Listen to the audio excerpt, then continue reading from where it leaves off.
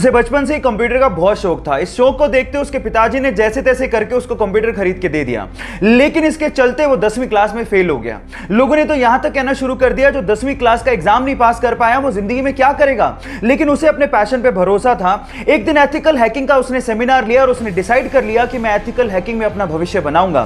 फिर क्या था, अपनी मेहनत के चलते आज वो लड़का बड़ी बड़ी कंपनीज जैसे कि Facebook, Apple, Google, Yahoo, Microsoft के प्रोग्राम्स में बग यानी कि कमियां ढूंढ के करोड़ों रुपया कमाता है और उसके अलावा साइबर क्राइम में वो पुलिस की मदद भी करता है। Yes, I am talking about Manan Shah. Guys, यहां सीखने लायक बात यह है कि अगर आपके पैशन में आपको भरोसा है सो आप एक दिन जरूर सक्सेसफुल होगे।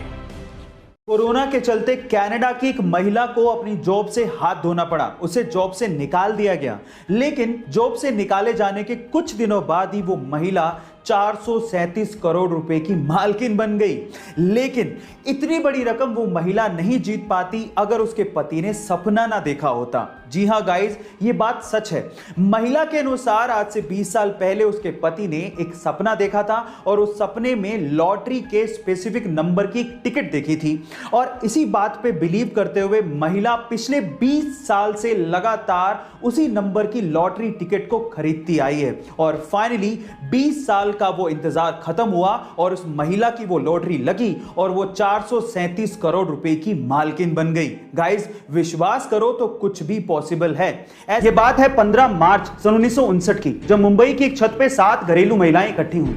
मकसद था महिलाओं को, स्पेशली घरेलू महिलाओं को जो कि ज्यादा पढ़ी लिखी नहीं हैं, उन्हें सक्षम बनाना और उन्हें कमाई का एक जरिया देना। शुरू में इन 7 महिलाओं ने 80 रुपए उधार लेके पापड़ बनाना शुरू किया और जब 1 किलो पापड़ बनाने में 50 पैसे का प्रॉफिट हुआ तो इन महिलाओं में जोश आ गया, क्योंकि 1959 में 50 पैसे का प्रॉफिट भी बहुत बड़ी बात हुआ करती थी। फिर क्या था, इन महिलाओं के विजन से और भी महिलाएं इनके साथ जुड़ती चली गई और आज इस कंपनी में 45,000 से ज्यादा महिलाएं काम करती हैं। ये कंपनी 15 से ज्यादा देशों में अपनी प्रोडक्ट सेल करती है और जो कंपनी 80 रुपए उधार लेके शुरू हुई थी, आज वो कंपनी 1600 करोड़ रुपए की कोऑपरेटिव कंपनी बन चुकी है, जिसकी वन ऑफ को फाउंडर है जसवंती बेन। गाइस, मैं बात कर रहा हूं लिज्जत पापड़ कंपनी की। आपको ये स्टोरी कैसे लगी चैट सेक्शन में जरूर लिखेगा और ऐसे अमेजिंग वीडियोस के लिए शेयर, सब्सक्राइब एंड लाइक। मिलते हैं अगली वीडियो में। बच्चे से भी मिलवाऊंगा। एक छोटा सा बच्चा है जो कि करोड़ों रुपए कमाता है, सिर्फ छोटा सा बच्चा है। आपको मैं दिखाऊं, आपका नाम क्या है उसका, एक सेकंड रुको। वो क्या करता है पता है, वो सिर्फ जो खिलौने नहीं होते छोटे बच्चों के खिलौने, उनका रिव्यू करता है और करोड़ों रुपए कमाता है, करोड़ों रुपए।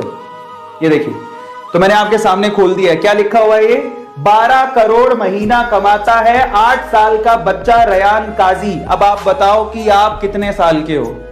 ये 8 साल का बच्चा है, कैसे कमाता है? रयान काजी 8 साल की उम्र में 155 करोड़ रुपए सालाना कमाता है।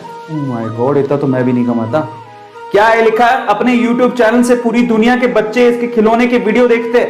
जब ये 4 साल का था तब से इसने वीडियो बनाने शुरू कर दिए और आज भी बनाता है। 8 साल का बच्चा खिलौना का रिव्यू करता है और करोड़पति यूट्यूबर है, करोड़पति यूट्यूबर है ये रयान काजी। चलो ढूंढे इसको, ढूंढ लेते हैं एक बार रयान काजी, है ना। ढूंढने में क्या जाता है। अब आप अपने माँ बाप को भी साथ में बिठा लेना एक बार। आज अपने माँ बाप को साथ में बिठाना, मॉम डैड को। ये रहा, ये इसका चैनल है। आप सब्सक्राइबर जानते हो कितने हैं इसके?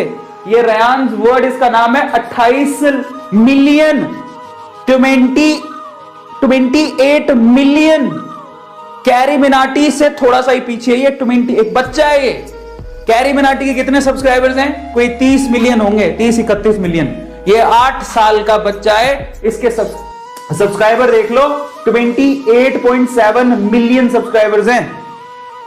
अब आप अंदाजा लगाओ जरा। हमारे क्या ना, हम लोग है ना इंडियन कल्चर या वी कैन से कि हमारे आसपास इतनी ज्यादा हमने व्हाट आई शुड से, मेरे पास वर्ड नहीं आ रहे, कंजर्वेटिव माहौल। मतलब इंडियन सोसाइटी क्या कहती है, जाओ पूरे दिन पढ़ाई करो, पढ़ो लिखो और जाओ नौकरी लोगो। समझ रहे हो, डॉक्टर बनो, इंजीनियर बनो, इसके ऊपर की सोच नहीं है किसी की। ये बात है सन 1990 की, जब दिल्ली के एक व्यक्ति ने एमआरएफ कंपनी के 20,000 शेयर्स खरीदे। तब एमआरएफ कंपनी के एक शेयर की कीमत लगभग 10 रुपए थी, यानी कि लगभग 2 लाख रुपए उस व्यक्ति ने एमआरएफ कंपनी में इन्वेस्ट कर दिए थे। उसके बाद वो पैरालाइज्ड हो गए और लगभग 10 साल उन्हें रिकवर करने में लग गए। लेकिन 10 साल बाद जब उन्होंने एमआरएफ के 20,000 शेयर्स की बात अपने पोते को बताई और जब पोते ने पता लगाया तो वो ये सुन के हैरान रह गया कि जो 20,000 शेयर्स उन्होंने लगभग 2 लाख रुपए में खरीदे थे तब उनकी कीमत 130 करोड़ रुपए हो चुकी थी और आज के वक्त उन 20,000 शेयर्स की कीमत लगभग 160 करोड़ रुपए हो चुकी है। गाइस, इसको कहते हैं इन्वेस्टमेंट की पावर।